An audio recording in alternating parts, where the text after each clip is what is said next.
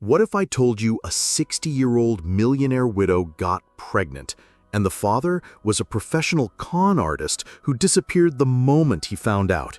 But here's the twist that'll blow your mind. The baby wasn't even his. Stay tuned because this story gets insane. Dante Blackwood was the kind of man who could steal your heart before you realized your wallet was missing. With piercing steel blue eyes, a jawline that could cut glass, and a smile that promised forever, he was a master manipulator who had turned seduction into an art form. For 8 years, he'd lived like a king off the fortunes of lonely women, leaving behind a trail of broken hearts and empty bank accounts. It was on a sun-drenched Tuesday afternoon when Dante first spotted Victoria Sperling at the exclusive Rosewood Country Club. She sat alone on the marble terrace, her silver hair gleaming like spun platinum, wearing a dress that cost more than most people's cars. At 60, Victoria was still stunning, but Dante could see the telltale signs he'd learned to recognize. The way her fingers traced the rim of her wine glass, the distant look in her emerald eyes, the expensive jewelry that couldn't fill the void in her heart. "Excuse me?" Dante said, approaching her table with calculated confidence. "I couldn't help but notice you're reading The Alchemist. That book changed my life." Victoria looked up, startled. Most men her age were intimidated by her wealth and status. But this man, probably in his early 40s, seemed genuinely interested in her choice of literature. "Really?" she said, closing the book gently. "Not many people appreciate Coelho's philosophy." "Paulo Coelho taught me that the universe conspires to help you achieve your dreams. I'm Dante, by the way. Dante Blackwood." "Victoria Sterling," she said, extending her manicured hand. As their hands touched, Dante felt the familiar thrill of the hunt beginning, but something was different this time. Victoria's grip was firm, confident. She wasn't just another lonely widow. This would require his A-game. Over the next 2 hours, Dante performed the role of his lifetime. He listened with rapt attention as Victoria spoke about her late husband's foundation, her passion for art restoration, and her dreams of opening a school for underprivileged children. He shared carefully crafted stories about his own humble beginnings, growing up in foster care, working his way through college, and starting a small nonprofit that helped troubled youth. "You know," Victoria said, as the afternoon sun began to set, "I haven't felt this connected to someone in years." Dante leaned forward, his eyes locked on hers. "Victoria, I have to be honest with you. I wasn't just randomly reading at this club today. I've been coming here for weeks, hoping to work up the courage to talk to you." Victoria's breath caught. "You've been watching me?" "Not watching," Dante said quickly, his voice dropping to an intimate whisper. "Admiring. You have this presence, this light. I've never seen anything like it." Victoria's cheeks flushed pink. She hadn't been pursued like this in decades. "I should go," she said. "Of course," Dante said, standing gracefully. "But would you maybe consider having dinner with me tomorrow? I know this little Italian place that makes the best osso buco in the city." Victoria hesitated. Her best friend Sophia Chen had been warning her about fortune hunters for years, but something about Dante felt different, genuine. "I'd like that," she said softly. As Dante walked Victoria to her silver Bentley, he handed her a business card. "Tomorrow at 8?" Victoria nodded, clutching the card. That night, she couldn't sleep. For the first time in 5 years, she felt alive. Meanwhile, Dante sat in his modest Brooklyn apartment, researching everything he could find about Victoria Sterling. Her social media was private, but her foundation's website was a goldmine of information. He learned about her late husband's mysterious death, her estranged daughter Alexis, who lived in London, and most importantly, her estimated net worth, $2.3 billion. This wasn't just a score. This was his retirement plan. The next evening, Dante arrived at Victoria's Fifth Avenue penthouse with a bouquet of white orchids and a vintage bottle of Bordeaux. The doorman knew him by name within a week. "You look absolutely radiant," Dante said as Victoria opened the door. She was wearing a midnight blue dress that made her eyes sparkle like jewels. "You clean up pretty well yourself," Victoria replied, admiring his perfectly tailored suit. Dinner was magical. Dante had done his homework. He knew Victoria's favorite cuisine, her preferred wine, even her college roommate's name. Every detail was designed to make her feel seen, understood, cherished. "Tell me about your nonprofit," Victoria said over dessert. Dante's expression grew serious. "It's called Second Chances. We work with kids who've aged out of the foster system. Kids like I was, angry, lost, convinced the world doesn't care." "That's beautiful," Victoria whispered, tears forming in her eyes. "The thing is," Dante continued, "we're struggling financially. I've been thinking about shutting it down, but these kids, they need us." Victoria reached across the table and took his hand. "How much do you need?" "Victoria, I couldn't." "How much?" "Maybe 50,000, but I'd pay you back every penny, I swear." Victoria smiled. "Consider it a donation, no strings attached." Dante's heart raced. He'd expected to work for months before she opened her checkbook. This was almost too easy. 3 months into their whirlwind romance, Victoria began experiencing strange symptoms. She was constantly tired, her appetite changed, and she found herself craving foods she'd never liked before. Her housekeeper, Mrs. Rodriguez, noticed first. "Mrs. Sterling, you haven't been yourself lately. Maybe you should see Dr. Pemberton." Victoria waved her off. "I'm fine, Elena, just stress from the foundation gala." But when she fainted during a board meeting, Sophia Chen insisted on driving her to the doctor. "This is ridiculous," Victoria muttered as they sat in the waiting room. "I'm probably just overworked." Dr. James Pemberton had been Victoria's physician for 15 years. He was a serious man who didn't joke about health matters. When he walked into the examination room with Victoria's test results, his expression was unreadable. "Victoria, I need you to sit down," he said carefully. "I am sitting down, James. What's wrong?" "Your blood tests show elevated levels of HCG." "What does that mean?"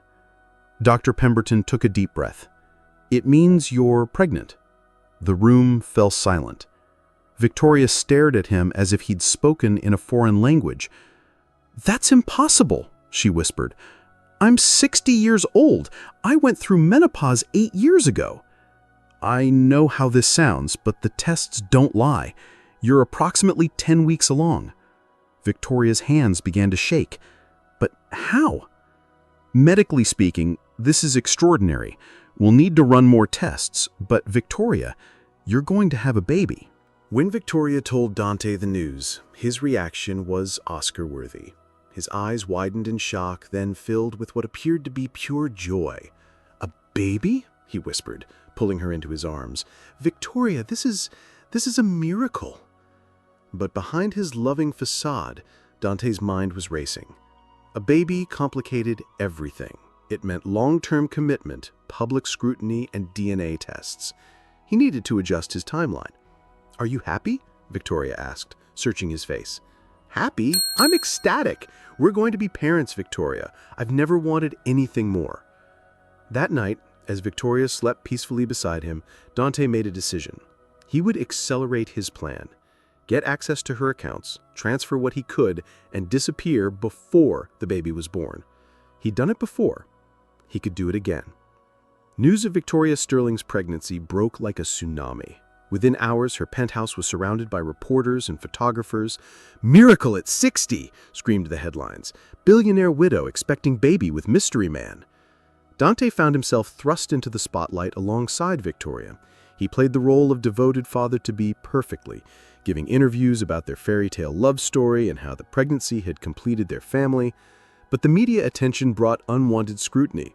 Investigative journalists began digging into Dante's background, and what they found, or rather what they didn't find, raised red flags.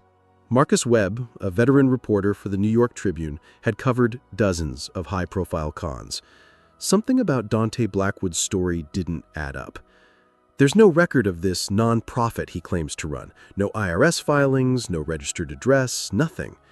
Keep digging, his editor replied. If Sterling's being conned, it's the story of the century. Sophia Chen had been Victoria's best friend since college. A successful attorney with a razor-sharp mind, she'd watched Victoria's transformation with growing concern. Her friend seemed happier than she had been in years, but something about Dante triggered her protective instincts. "I'm hiring a private investigator," Sophia announced during one of their weekly lunches. "Sophia, no! I'm happy! For the first time since Harrison died, I'm truly happy. Can't you just be pleased for me?" "I am pleased, but I'm also worried. You barely know this man, and now you're having his baby?" "It's not just his baby," Victoria said, her hand moving to her growing belly. "It's our baby. Dante loves me, Sophia. I can feel it." Sophia sighed. "Just promise me you'll be careful. Don't make any major financial decisions without talking to me first." Victoria nodded, but her eyes were distant. She was already planning to add Dante to her will. Jake Morrison was the best private investigator money could buy. A former FBI agent with an impressive track record, he specialized in exposing fraudsters and protecting wealthy clients from con artists. It took him less than a week to uncover the truth about Dante Blackwood. His real name is David Michael Thompson, Jake reported to Sophia. He's 38 years old, originally from Ohio. He's got a criminal record dating back to his teens, fraud, identity theft, and at least 6 counts of elder abuse. "Elder abuse?" Sophia asked. "He specifically targets wealthy widows. His pattern is always the same. He romances them, gains their trust, gets access to their finances, and then disappears. He's stolen over $4 million from his previous victims." "We have to tell Victoria." "There's more," Jake continued. "I found his previous victims. 3 women, all between the ages of 55 and 68. All were left financially and emotionally devastated. One of them, Mrs. Eleanor Ashford, committed suicide after he cleaned out her accounts." Sophia felt sick. "Get me everything you have."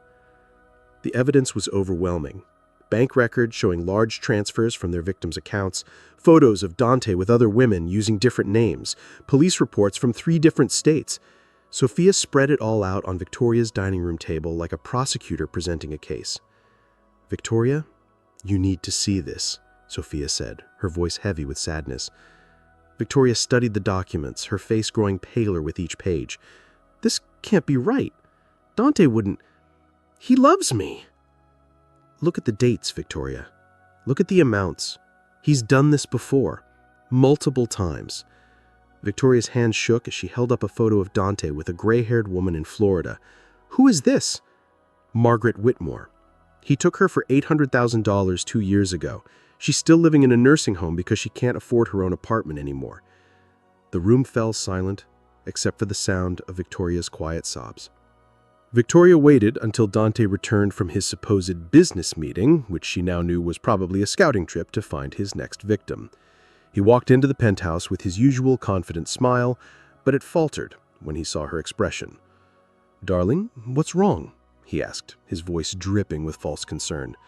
Victoria stood up slowly, her hand resting on her 7-month pregnant belly. "Sit down." "David."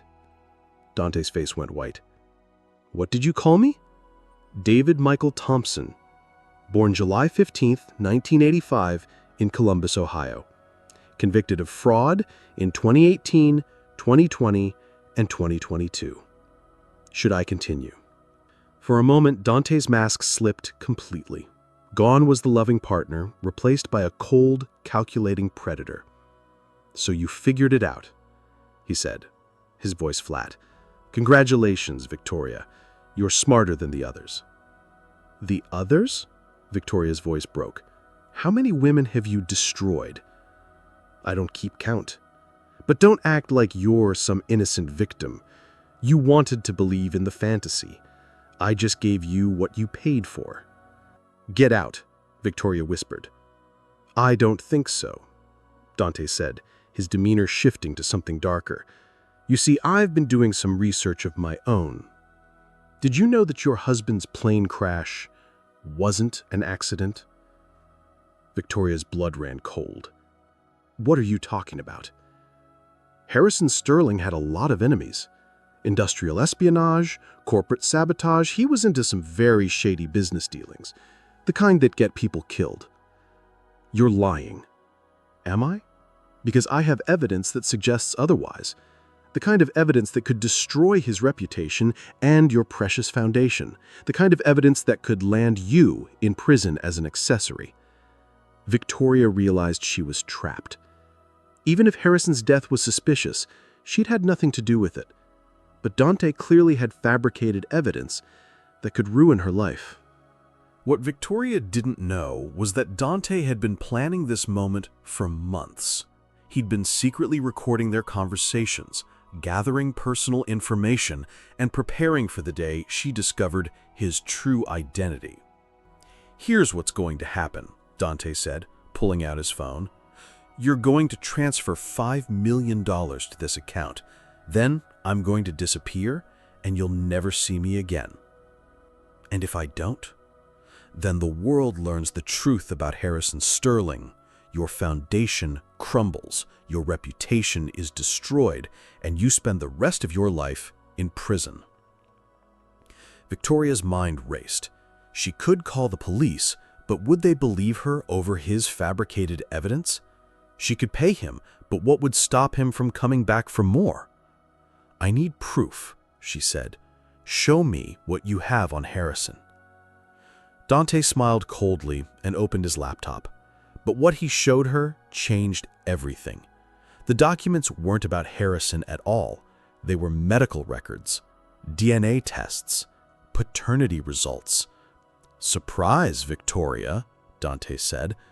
"The baby isn't mine." Victoria stared at the screen in shock. "What do you mean?" "I mean, I'm not the father. According to these tests, which I had run secretly using hair from your brush, the baby you're carrying isn't biologically related to me." "That's impossible. You're the only man I've been with since Harrison died." Dante's smile was cruel. "Are you sure about that? Because these DNA results tell a different story." Victoria's mind reeled. If Dante wasn't the father, then who was? And how was she even pregnant at 60?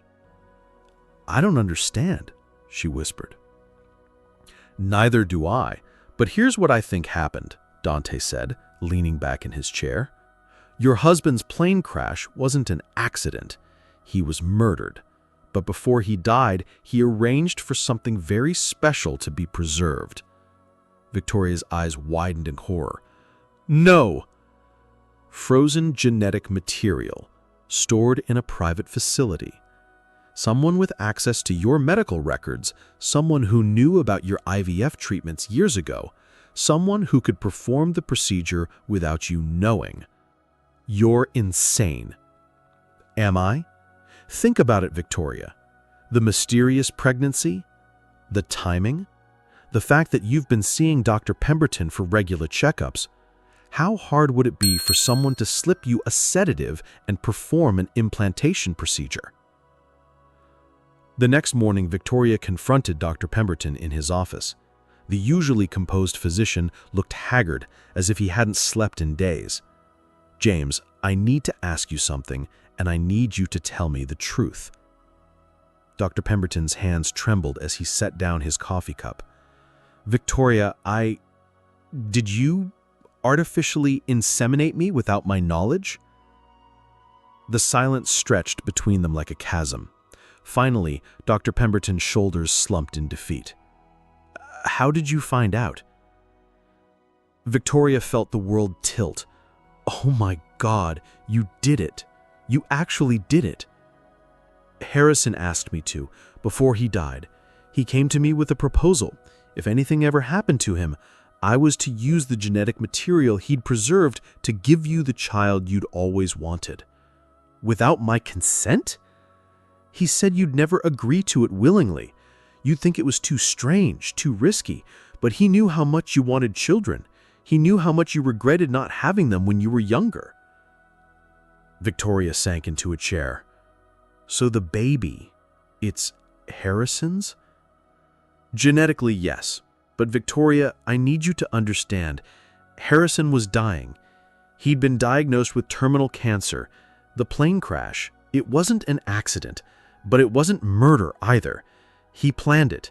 He couldn't bear to let you watch him waste away, so he arranged for the crash to look like an accident. Armed with this devastating knowledge, Victoria returned home to find Dante packing his bags. "Going somewhere?" she asked. "I told you I'd disappear once you paid me. But I haven't paid you anything." Dante turned, his eyes hard. "Then I guess your reputation is about to be destroyed." "Actually," Victoria said, "I think yours is." She held up her phone, showing him a recording app that had been running the entire time. "I've recorded everything, your threats, your admissions, your true identity. I've already sent copies to the FBI, the New York Police Department, and every major news outlet in the country." Dante's face went white. "You can't prove anything." "Can't I? Jake Morrison found 3 of your previous victims. They're all willing to testify. The police are probably already looking for you." As if on cue, sirens wailed in the distance, growing louder. "You have 2 choices," Victoria said calmly. "You can try to run, or you can face justice. Either way, your days of hurting innocent women are over." The trial was a media sensation. Dante Blackwood, aka David Michael Thompson, was convicted on multiple counts of fraud, identity theft, and elder abuse. He was sentenced to 15 years in federal prison. Victoria's story inspired countless women to come forward with their own experiences of being targeted by con artists. She used her platform to launch a national awareness campaign and expanded her foundation to include support for fraud victims. 8 months after the confrontation, Victoria gave birth to a healthy baby boy. She named him Harrison James Sterling Jr., after his father and the doctor who, despite his questionable methods, had given her the greatest gift of her life. "He has your eyes," Sophia said, holding the baby in the hospital room. Victoria smiled, tears streaming down her face. "He has his father's eyes, and his father's heart." As she held her son, Victoria reflected on the incredible journey that had brought them together. She'd been deceived, manipulated, and nearly destroyed, but she'd discovered a strength she never knew she possessed. 5 years later, Victoria was giving a speech at a conference for fraud victims when a woman in the audience raised her hand. "Mrs. Sterling, how do you move forward when you feel like you can't trust anyone again?" Victoria looked down at her son, who was sitting in the front row with Sophia, drawing pictures of superheroes. "You learn to trust yourself. You learn that your worth isn't determined by whether someone loves you or lies to you. And you learn that sometimes the most beautiful things in life come from the most unexpected places." She paused, looking directly at the camera that was broadcasting the event live.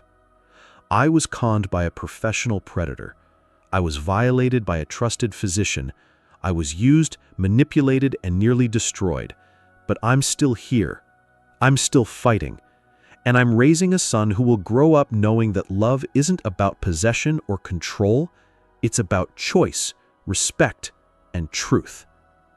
The audience erupted in applause as Victoria concluded her speech. "The man who tried to destroy me is in prison. The doctor who violated my trust lost his license.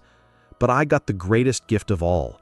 I got my son, and I got my strength back. And that's worth more than all the money in the world."